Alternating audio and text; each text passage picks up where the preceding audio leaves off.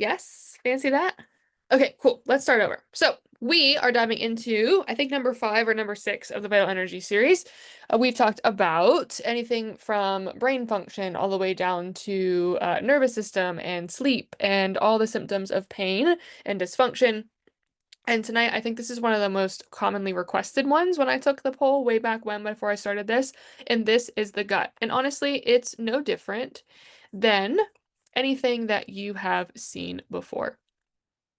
We're going to start off, as always, introduction, go over the biological laws of nature, as well as the health paradigm shift that we're focusing on tonight, which is the gut wisdom, and diving into all symptoms and expressions of the gut.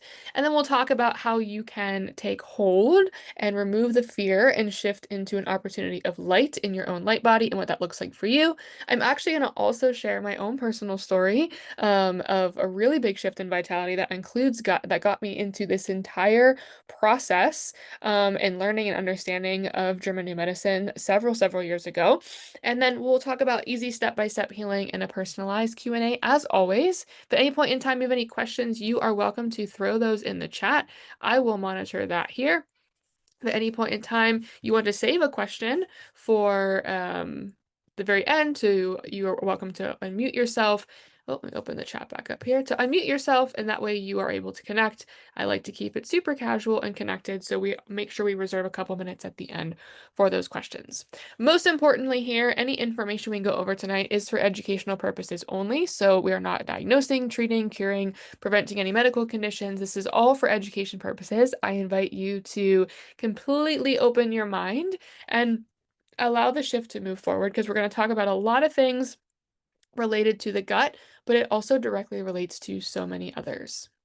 So who am I? I am Dr. Kayla. I am a chiropractor, not your chiropractor. I'm not a medical doctor. My specialty is serving women and children in the women's health and pediatric world. That includes prenatal. I'm also an animal chiropractor. I dove into Germanic healing knowledge from my own daughter's story almost 5 years ago now. And I have also lots of different specialties in training, such as a master's in nutrition and human performance, lots of education, and lived a whole another world in the exercise physiology world, and did lots of fun things in the sports world as well. But overall, my passion here is to combine all of my wisdom and knowledge and serve you best through the lens of self-healing, through the biological adaptation, light frequency, and energetic coding and makeup of who we are, or if you want to talk about the quantum physics world of who we are not just human, we are much more than that.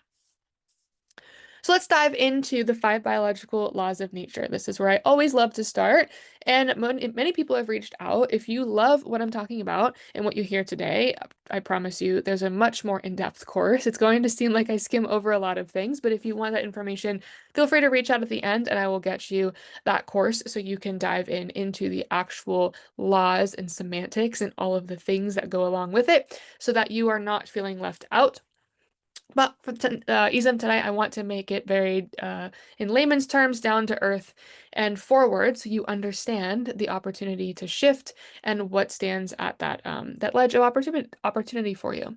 So the 5 biological laws of nature were discovered by Dr. Hammer, who was a German internal medicine doctor who was serving lots of individuals in the health world who were experiencing and expressing cancer of various types. And so what he saw is that the body had a specific organizational pattern depending on which type of cancer was that person was experiencing or healing through. And then he had his own personal experience through developing cancer after the tragic loss of his son. So his son was very young. He lost his son. There's a whole Netflix documentary on it.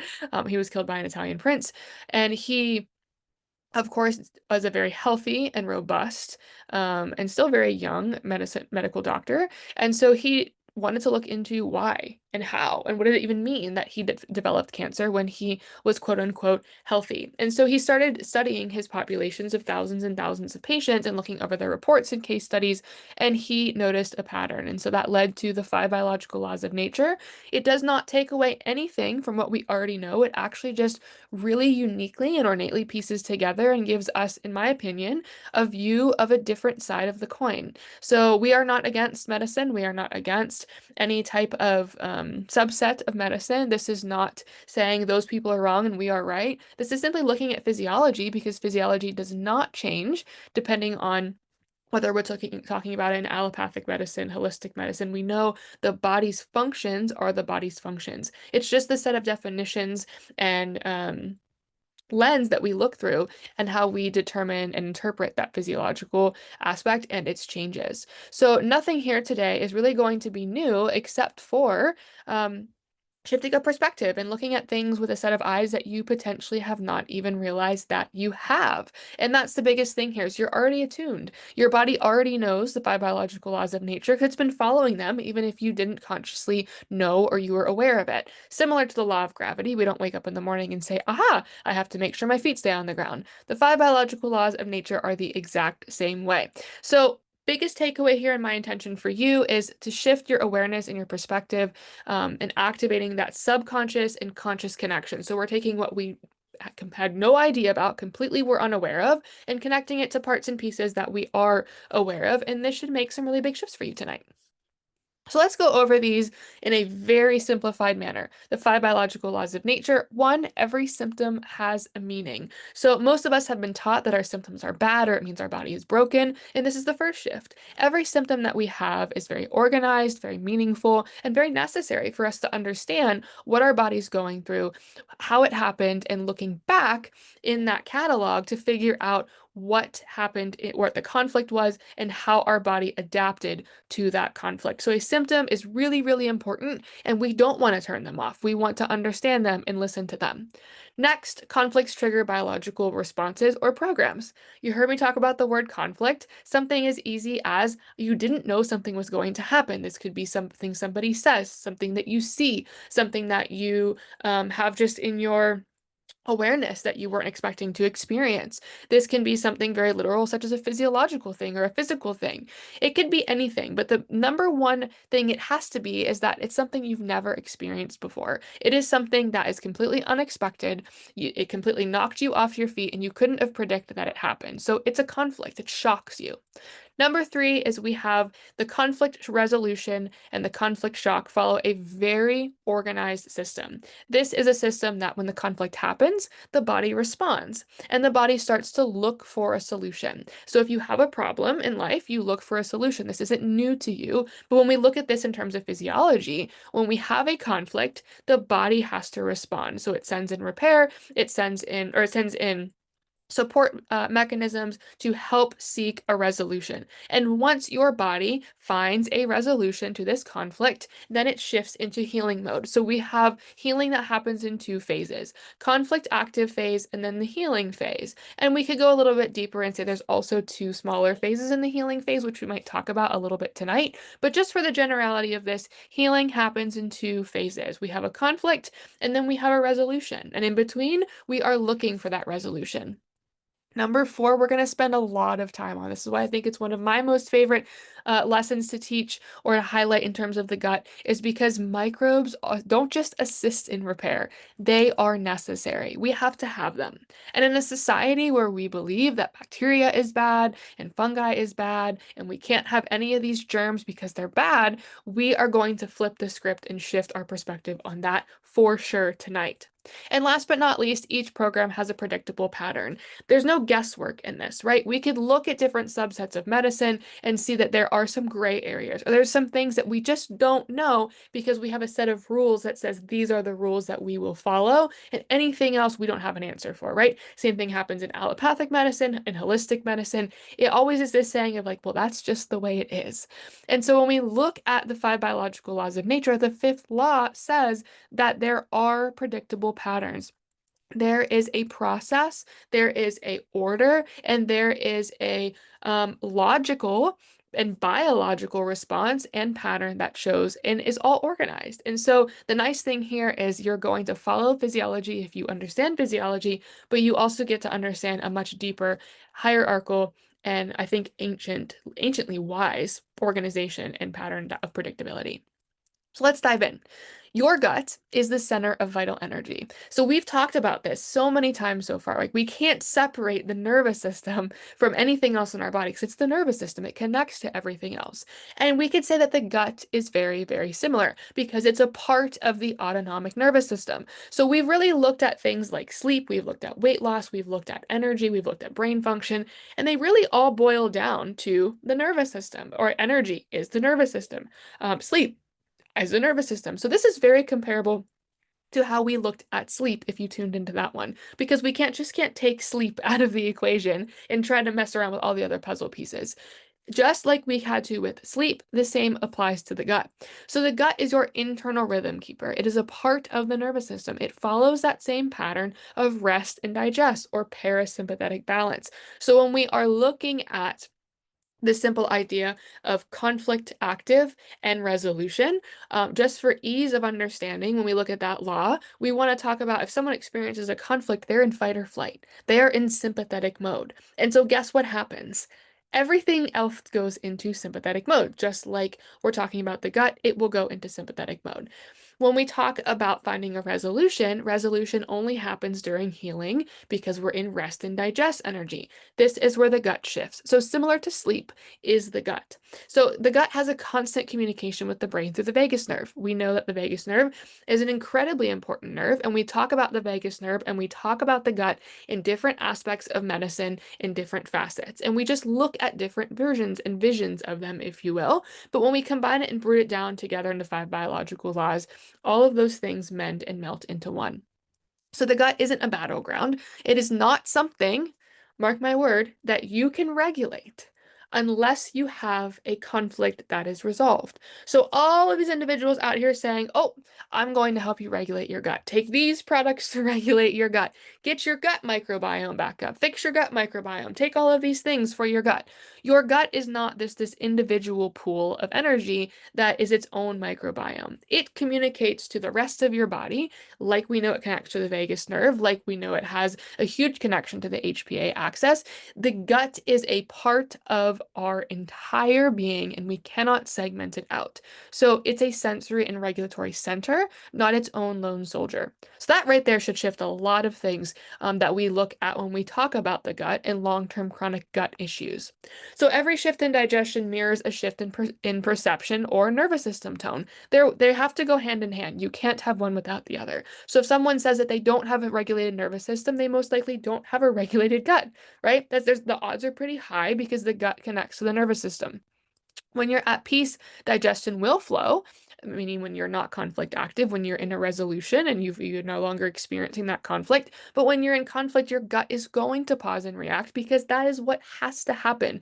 It is along the chain of communication from the nervous system, and that is why we see the difference when we experience some type of long-term stress. The gut can also be impacted, even if it's not something specific to the gut, because when we're in conflict activity, we are not hungry. We do have cold feet, cold hands, and we have this potential to conserve energy for our survival. And then when we go back into that resolution state, we have rest and digest, and we get hungry again, and our appetite returns, and we have blood flow that's now properly balanced, not just being shunted to the areas for survival. And so that is how this entire cascade and dance exchanges itself. So really what we want to look at when we talk about the gut is how the digestive tract actually reflects how you digest things in life. And this is the logical or biological practical side of understanding patterns.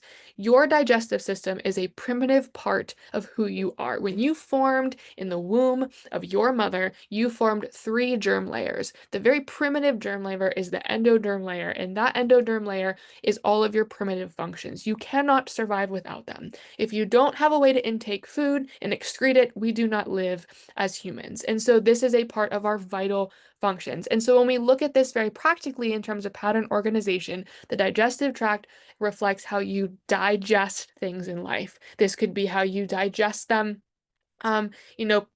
physically. It could be how you digest them figuratively. Anything that you aren't able to digest can make an impact in your gut if that is how your psyche responds. So let's dive down a little bit deeper. Gut experience and symptoms. Each digestive segment responds to a different biological conflict. So it's as simple as a conflict shock happens, our psyche determines how our body's going to respond to that. We enter conflict, and now we are looking for resolution. So if we have it's called a morsel conflict, so you could talk about digestible or a morsel. If we have a morsel conflict in the mouth or the esophagus, that's a can't swallow type situation. A stomach is a can't digest the morsel or can't stomach this. So think about this very primitively, like infantile, very, fifth grade reading type of level. We have to look at this. Small intestine is conflict of not being able to absorb or take in. And then we have the colon, either letting go or territorial boundary issues of digestible morsel. So every digestive symptoms corresponds to a specific conflict or emotional perception. And that's the key here is that we respond when something happens. We're not just out responding all day, making all of these symptoms happen. It's very organized. Step 1, step 2, step 3. So once the conflict resolves, the tissue repair will show up as symptoms. And that's the key here is that if we're experiencing symptoms, that most of the time means we're in a resolution period or we're in a hanging healing cycle. And I will say, in my experience, and I think my mentors would agree too, majority of gut issues are long-term hanging healings. They're things that we thought that we've resolved, but we don't remove ourselves from that very practical resolution or that biological situation, and we keep it in a hanging healing. Meaning we go from, we had the conflict originally, we started to resolve it, and then we stepped on a track, or we went back to something that triggered, if you will, the subconscious or the biological primitive response of our body saying, whoa, we were safe, but we may not be safe now. And that's the key here is we want to look at that polarity of, are we in conflict activity? Are we in resolution and in a hanging healing? And that's where we make that perspective shift. So let's talk about the elephant in the room, the microbiome, the gut bugs or the germs or all of the things that we want to talk about in that gut region. That I think there's probably $1 billion industry on products that they're selling us on how to repair our microbiome.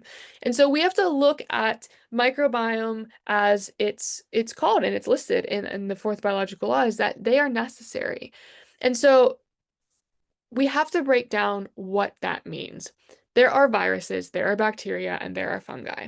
Viruses in the German New Medicine lens don't exist because viruses have never actually been isolated under a microscope. They're more likely protons or prions or some type of other life expression that our body experiences. So we have to throw those out.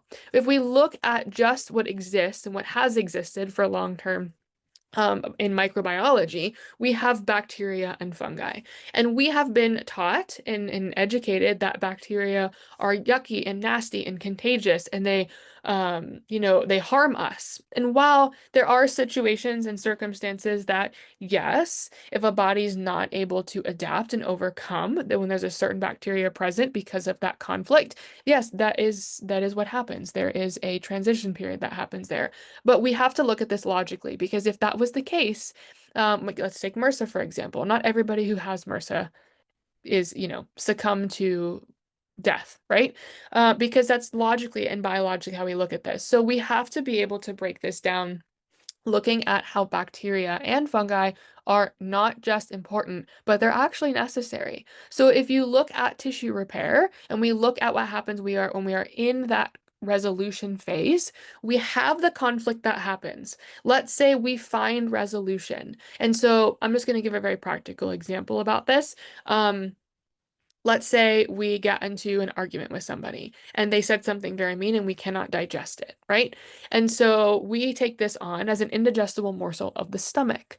And so weeks go by that this person has not digested what has happened to them and they're still in this conflict active phase, meaning they're looking for a resolution. Let's say 2 or 3 months go by and then all of a sudden that person finally apologizes, owns up, or you get to voice your opinion and you make resolution. Very practical. That individual who was not able to digest or swallow that morsel is going to most likely in the stomach experience an ulcer. Because what happens is the buildup of what happens when your body is now in conflict activity, it's bringing in more support. And then when resolution happens, either it has to build up if there was a breaking down, or it has to break down if there was a building up. And that's a little bit more complex for education wise tonight. But there has to be something that has to be repaired. And so in the repair process, most likely an ulcer would occur in that situation. And what happens when you have an ulcer? It's painful. So here comes the symptoms. We are in resolution period. And so when we have this process of the ulcer occurring, it has bacteria. H. pylori bacteria loves ulcers, right? And that's not we always want to get tested and make sure we don't have H. pylori and looking at all these things. And what do? We clear all the bacteria away. But really what the bacteria is doing there, it is showing up to do a job. And so in order to resolve these conflicts biologically, now there's a difference. We could resolve non-biologically, and that would be by taking something to turn it off, to cut it out, to repair it, man-made. But when we heal biologically, that bacteria will be there and it will clean up. It will repair that area of tissue. And over time, as soon as the repair process is done, the bacteria go away. So that is a big shift in the world of microbes and how we understand them. And I get that if it's a little bit triggering or you feel a little bit on the defense tonight when you're watching this now or watching that later, but dive into it and be open to it, because we could look and see how bacteria are helpful to us, and we could classify all the way back into cases beyond, just Western medicine only being about 150 years old in modern day world, and seeing how most of the time our body physiologically is responding if we are biologically adaptable to, and that is the key. So when we talk about bad bacteria, right, they're not bad. They're there to do the cleanup. And this is why if someone has, a bacterial infection, it's not just spreading rampant to everybody unless those individuals require that bacteria to resolve an unresolved conflict. And this is a great example to talk about in the world of microbes, because if you don't have the proper microbes to resolve a program because they're the cleaner uppers, if you don't have the janitorial service, they're on strike. You are never going to resolve that biologically until you have the biological bacteria necessary, or the janitors and the janitorial staff, to come in and clean up that mess.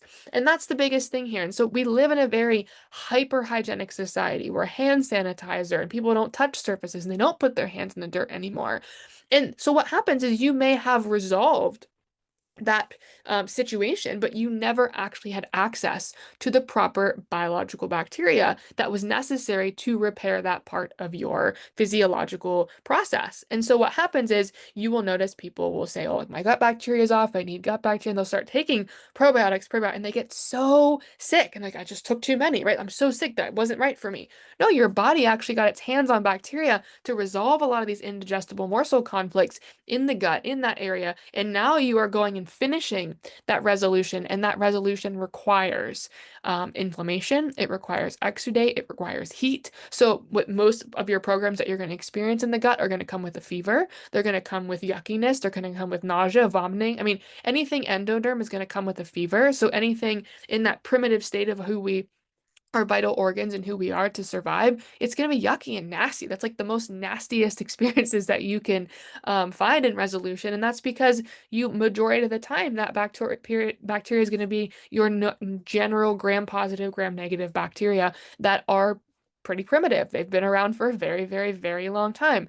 And they are very resistant to antibiotics. Why? Because they're wanting to do their job and they're necessary to do their job. Someone needs to come in and clean that up, and nothing else is going to clean that up in order for it to resolve biologically. So that is the key here, is that if you do not have that bacteria, you will not experience that full resolution. And a common question we get about this too to talk about is people who travel and get traveler's diarrhea or some type of, the like foreign illness, right? We talk about how intense that is. And so I love to explain this because it makes sense. So we're used to our own microbiome in our environment, right? And in the States, in the Eastern United States, Southern United States, we all have different types of microbes because it's a different temperate climate. There's different regions, different locations, different soils, different pHs. So we have different types of bacteria.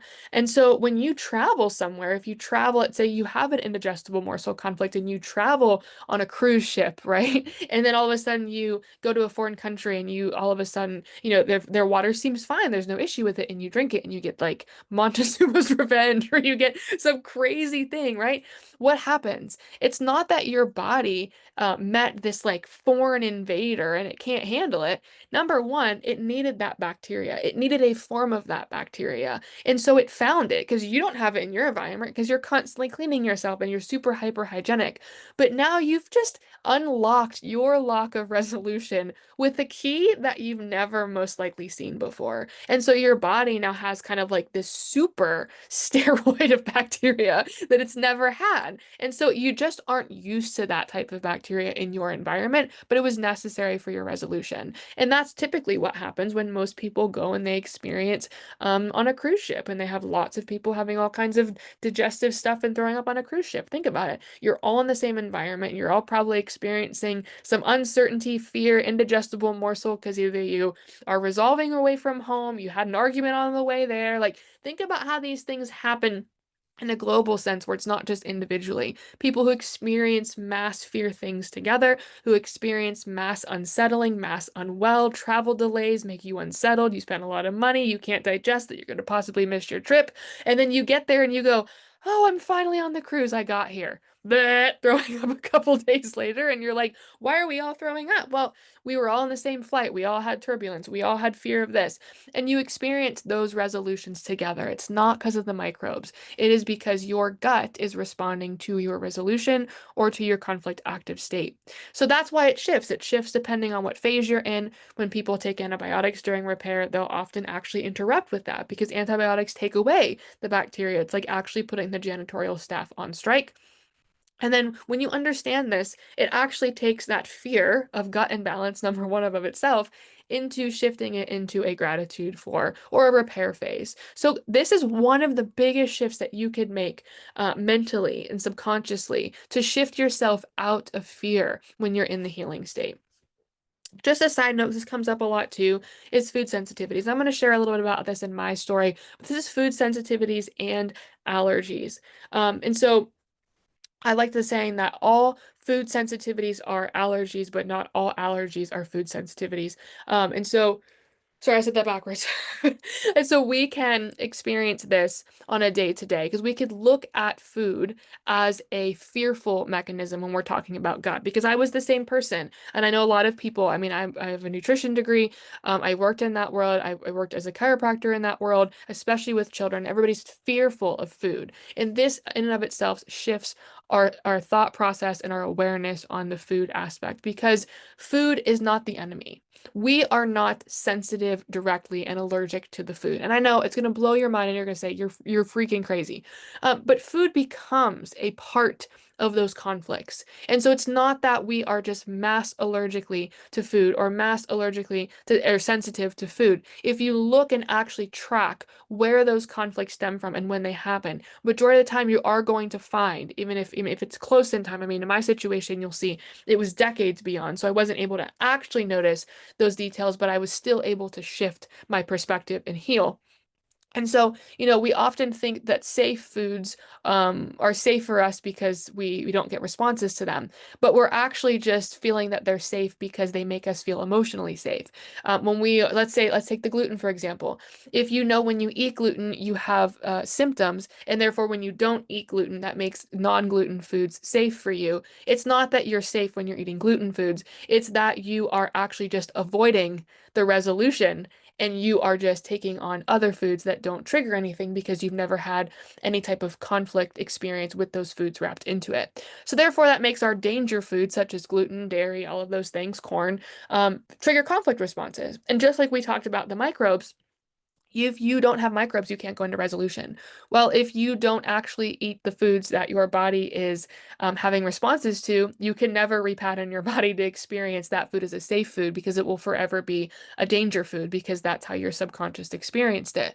And so food sensitivities directly reflect these tracks. They think of them as reminders of that stressful event. It's kind of like, a friend of yours pointing out one of your most insecure features all the time, right? It's that how the subconscious works. So when we eat something that was present during a conflict, the body will reactivate that memory or that track. And then we experience the resolution again. We experience the unsettled stomach, the bloating, the cramping, the nausea that you experience, the indigestion, because it's actually pushing forward that resolution, especially in hanging healing. So true healing only happens when we actually return to safe eating, and that means eating all the foods and turning them all back to safe. And I have a very intimate story with this and a very incredible experience moving from complete fear to complete sovereignty and freedom in food. This is how digestive chronic loops work. So things like IBS, which I was a avid participant in and volunteer distribute for about 20 years um, until I decided not to. And I got off that ride. And so freedom really begins with awareness. And I say it and it sounds like a joke, and I thought it was all too good to be true. And the same thing, I told my mentor this would never happen to me. I was always going to have to eat gluten-free. I was never going to experience this because I was a nutritionist and I was a chiropractor and I knew all the things and I did all the gut health things. Like, yeah, been there, done that, experienced it. And then I completely changed my life and I proved myself completely wrong. And I want that for you too. And now I help individuals do that as well. So ongoing stress equals prolonged conflict, conflict active phase. So if you are constantly stepping on tracks, you are constantly in the conflict active phase. You're not actually resolving it. So that makes alternating diarrhea, constipation. That's a conflict hanging healing cycle. Therefore, bloating happens, tissue repair, fluid accumulation. Those things happen when you eat these things because your body's trying to resolve it and repattern something, but you are the one keeping it there with your own thought process. So many chronic gut issues come from unresolved or recurring conflict patterns, and the gut is highly responsive to that emotional tone, and we have to reconnect to harmony, restoring rhythm. And, my story was no different. It was a very mental battle of trusting that what I already knew. So it's not just knowing these things, it's actually putting them into action and practicing that believability of biological adaptation instead of just saying I don't fear it and then, forgetting it, because I tried that too, it doesn't work. So this is why conventional approaches will fall short when you're looking at gut wisdom in terms of shifting the gut from a unhealthy microbiome to a healthy microbiome. It's not a pill, it's not a potion. It goes back to everything we say in every single one of these. It requires safety, repair or resolution, and then the complete release back to normal tone, back to homeostatic balance. So digestion cannot heal by forcing restrictive diets, killing off the bad bacteria, or silencing symptoms. Any of those that you're going to do is going to put you right back into conflict activity, and you can live in conflict activity the entire rest of your life. If you avoid eating the foods that trigger the symptoms, you will not resolve it. If you kill off the bacteria, you will not resolve it. And for some people, that's totally fine. If you choose never to resolve it and you choose to live that way, no judgment, no shame. I chose to live that way for a very long time until I decided differently. And we always have the opportunity as sovereign humans in charge of our own vitality and our own well-being to choose whatever is best for us. So true balance returns when the nervous system actually feels safe and goes into that repair and release and process mode. And the microbiome is then supported naturally by natural occurring bacteria so it can repair and restore. And then the body completes that cycle and you don't have that program anymore and you don't step on those tracks because your body biologically adapted and meaningfully was able to make a huge shift and change for you. And not just for your survival, but for your optimized living as well.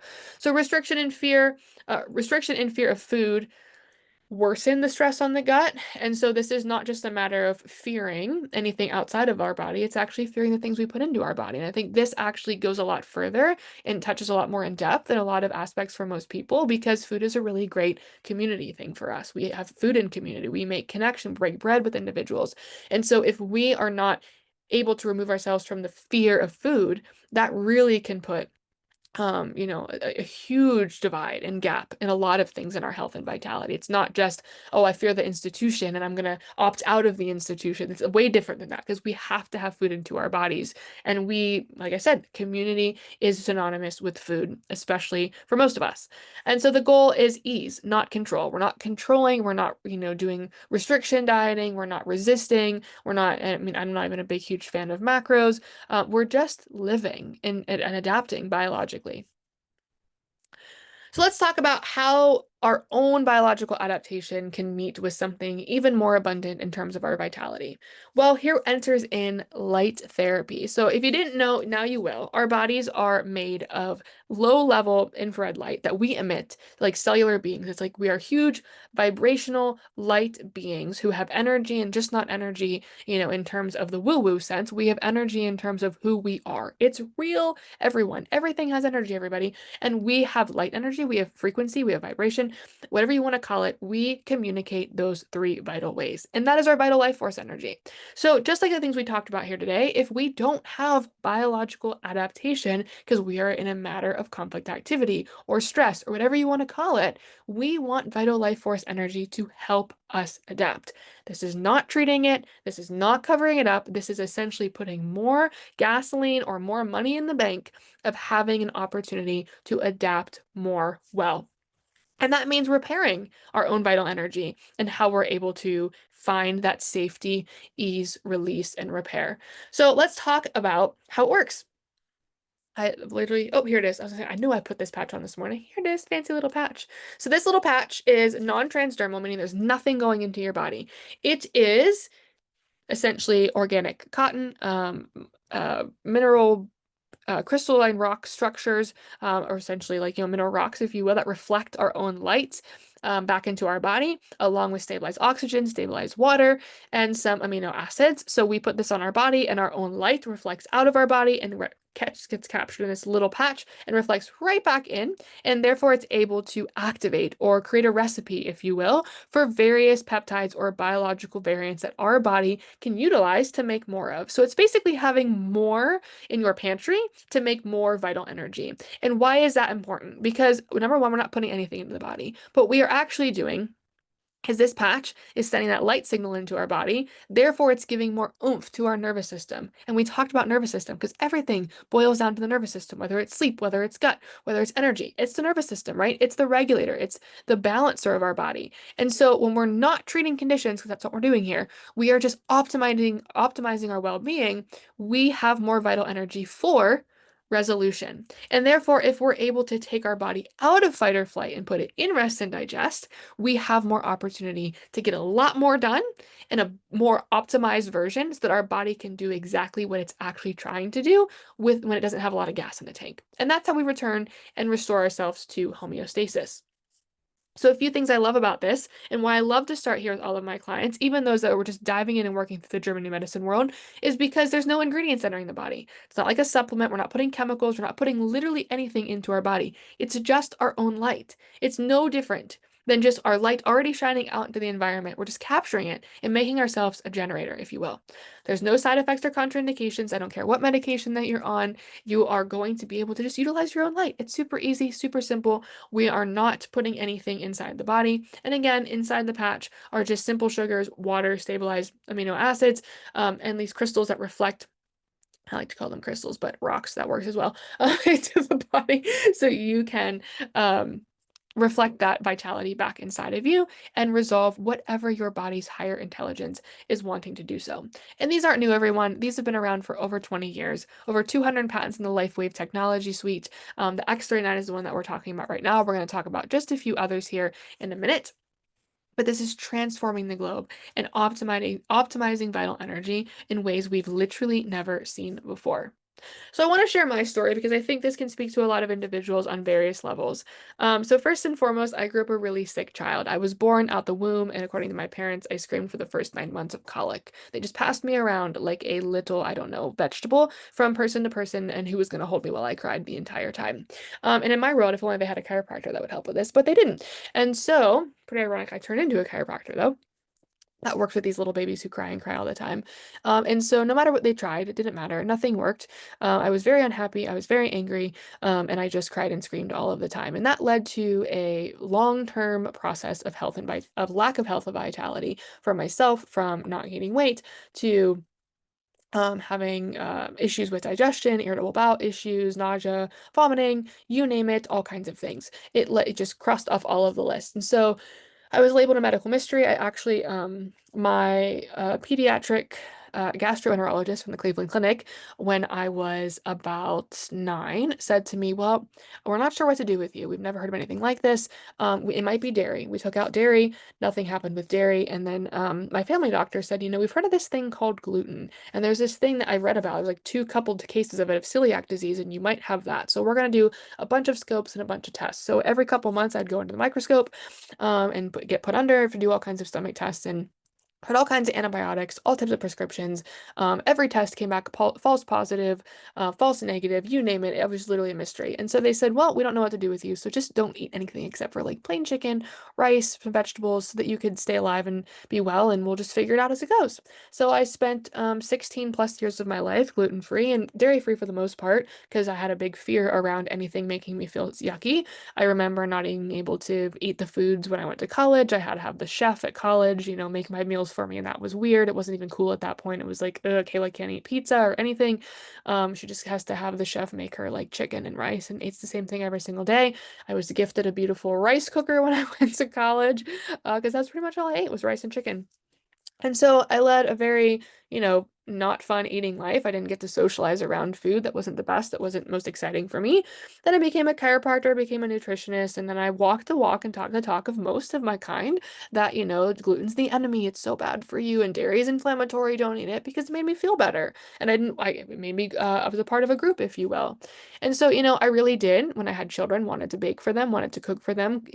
Thankfully, over that escalade of 15 years, my entire life did change, because gluten-free foods did become a thing. I wasn't the one just trying to avoid gluten and nobody actually knew what it meant. It wasn't cool to be gluten-free when I was gluten-free, everyone. There was no labels on anything. Nothing said that there was wheat in it. You just had to guess, and that's why I just stuck to the basics. So yeah, deep inside, I really wanted to shift that.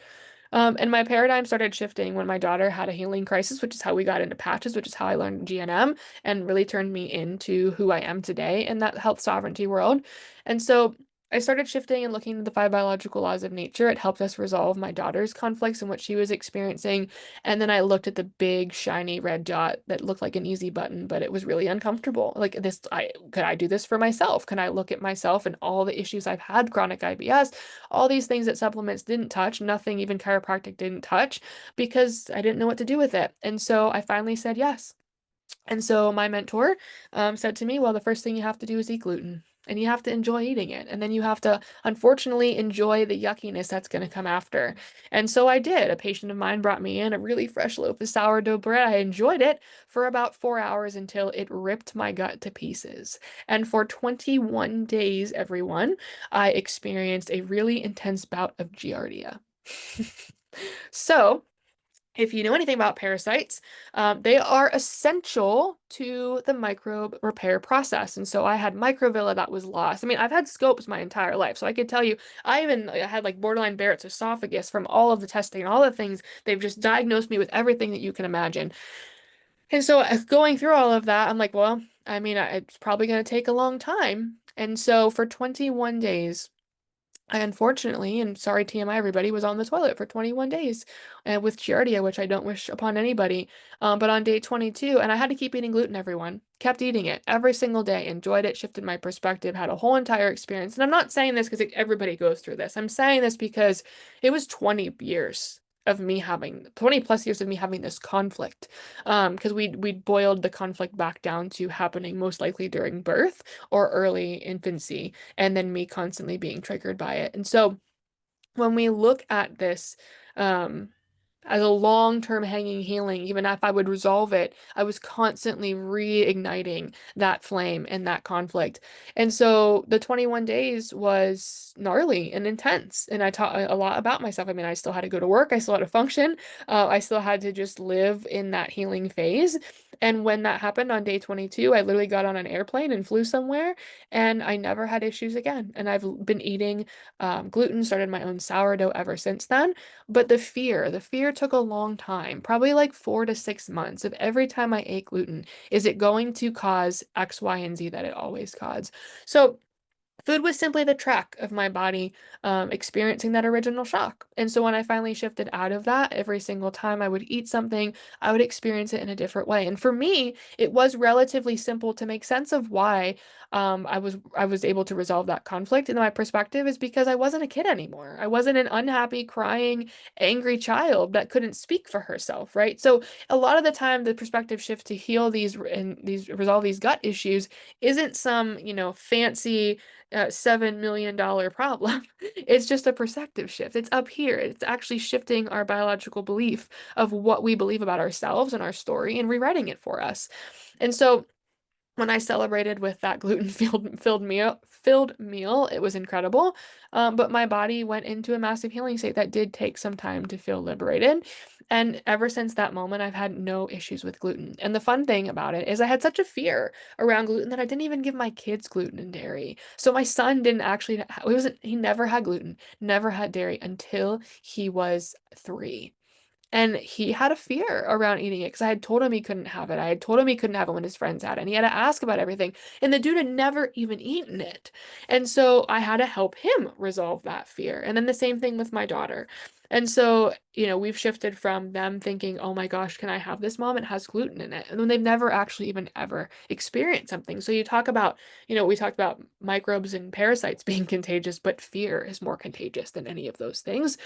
Because as soon as I shifted their perspective and I said we had an entire celebration, like today is the first day you're gonna get to eat gluten because your body actually has never had gluten, and we just shifted the perspective, and they were like, really? We could eat it? Oh my gosh, we're gonna have it, and no one had any symptoms because they had never actually had a conflict about it, and so a lot of the time when we're actually experiencing conflicts, what's most likely going to be in our lives? Gluten, because we're eating, we're breaking bread, we're with family, we're arguing, we're discussing, we're eating with somebody that says something that we can't digest, we witness something that we can't digest, and we have just eaten food. These are the tracks and the chords, if you will, of our vital well-being. And so I invite you, whatever your current experience is in the digestive world, click on this link. Don't click it here, but type it into your URL. It's not a clickable link, so sorry, folks. But put it into your URL and look up all kinds of digestive testimonials because it is not just imperative for you to find resolution for your own vital sake, but there are other ways in support. I didn't have the patches when I was going through this, but I could tell you that the patches helped restore so many other things in my gut that this was a long-term healing process. And I've walked through individuals and children healing different various gut resolutions through GNM, and optimizing the patches has made it so much easier. So check out these LifeWave testimonials of adding the patches in because it's just adding vital life force energy to what your body already has to do. You have to still make the shift, everyone. You have to make the shift at some point. Your body 95% of the time will make that shift for you because it wants to resolve. So let's just go over a really practical step-by-step way for you to opt into this. And this would just be anything. I mean, this could work for no matter fill in the blank what you're experiencing symptom-wise because we got to start with vital energy. So X39 is that patch to start with for activating that GHK copper peptide. Your own light activates GHK copper peptide, and you're able to activate stem cells in the world of GHK copper peptide activating stem cells, mobilizing deep cellular regeneration, helping with so many vital life force energy aspects.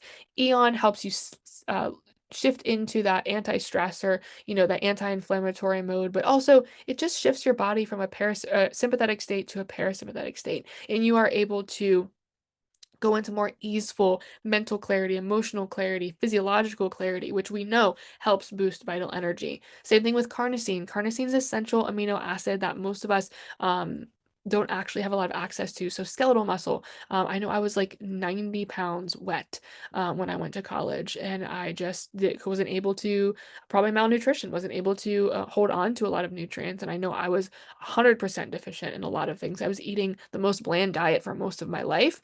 And then we look at aloe vera. Aloe vera is the epithalamin peptide, which helps with external skin, but also internal skin. So optimizing healing. If you're going through a gut program, healing has to happen. So optimizing vital well-being and vital energy in that area is essential. And epithalamin peptide is a really great way to help with that. And then glutathione, which we know, master antioxidant. It's really great for just optimizing vital energy sources in so many aspects and areas. And so if you want to opt into this and get started, it's $2.95. If you are overwhelmed by this, totally fine. Send us a message and we will get you started with X39 and ease you into this process so that you can just start on day one and start moving forward. I want to leave you with some lifestyle foundations, what I think are really, really important. Just to help with overall, I'll say, quote, things to do, because most of us in our mind, we think we have to do a lot of things in order to get a lot of changes. And so I just shifted you out of that. But I will say that there are some things that you can do that are just going to add more optimization, that are not going to turn off programs or put you back into conflict active state. They're just vital life foundations. Brushing your teeth is one of them, but that doesn't apply to here tonight. But it's similar to brushing your teeth. Structured water, drinking high quality water, hydration and enzyme function is so important for restoration. Same thing with mineral salts. So having, real salt, not sodium or fake salts. Sorry, little girl in the yellow dress. We want real mineral salts that have over 90 plus minerals that helps with digestive acids and electrical balance because our body's electrical chemical gradient. So we need that to restore our body's mostly water and salt, everyone. And if we don't have that, we're also out of foundation in other aspects. Cell salts. Oh, I forgot to put it. Still says pain and inflammation from last week. So sorry, everybody. But that still applies for our belly, I guess, in our gut aspect. So you have different cell salts, nat phos, acid balance for bloating, nat sulf for liver and fluid balance. You have calimer for mucous membrane repair in the gut lining, and then calc fluor for connective tissue tone, which most of all the areas in our body in terms of the connective tissue distension and all of those aspects, and also restoration and healing in that facet. Then we have structured water, of course. I already said activation, but cell salts and minerals do support that pH, the repair lining, and moving waste efficiently when the body is ready to move into that state. So it's like creating this beautiful home that you're going to move into, and when you shift into that, you have this incredibly well supported, well resourced area for your body to replenish and repair and be optimized in. All right, let's answer some questions before we open the mic for anybody. Let's look through here. You mentioned for kids, if they are using this, would they also do the 12 hours as adults or less time, and while using the Alavita as well, 12 hours at night and others in the day?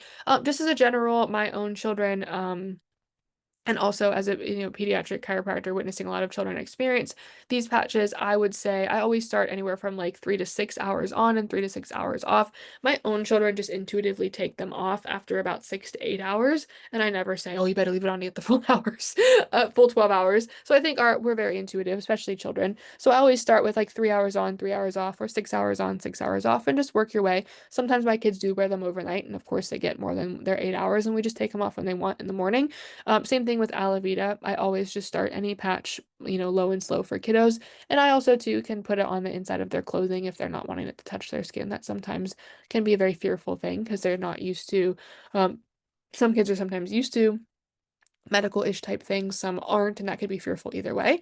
So just inviting them to be open to putting it on the inside of their clothes helps as well. Suggestions for structuring water. Yes. So I have a Berkey filter, but I don't actually use the filters from Berkey. I use Pro One USA, so they do actually make a unit, which I think is fantastic. I've just already had Berkey shells. So I personally use that Berkey shell with the Pro One USA filters, which are phenomenal. I've been using them for years. And I have a Somavedic, so it's a water structure that I actually have plugged in underneath my water machine, or my water filter. So I love Somavedic for water structuring. If you're familiar with it, I've had it for about, I don't know, 6 or 7 years now. We have one for the car that doesn't structure water, but it just works on the EMF stuff and just looks environment restructuring. So check into that. But that's what I use for structuring water. I mean, you also can you could vortex your water if you don't want to use a device. It's free. You just vortex every glass of water that you want. Now we have the light water machine, so I take that water and I put that water in the light water machine, and then the light water machine does its magic filter process, and its little, fancy light water process, and then we drink that. So that's what I do. But you can look up water structuring and feel what aligns best for you. There's lots of different ways and things and biohacks and technologies that you could utilize. I always say just pick what feels best to you, and that's what we use for our family. And then for cell salts, Best Made Products. I could get you a link. I believe the link is, I think it's just Dr. Kayla, DrKayla, or Kayla, one of the two. You get like 15% off. I think it's Best Made Products. And there's also, you could use cell salts from Boiron. So the cell salts you can get from Best Made Products in a, you get all 12 cell salts either in a liquid form, or you could get them in a homeopathic ball form. So I have both. You also can get them in a pellet form. I also have those ones. I have lots of different cell salts since we utilize them often. And then you also can just order them one by one through Boiron on Amazon. So you could get them in just like pellet or little powdery form there as well. Yeah, you're welcome. Anybody have any questions or anything that they want to reflect on or share?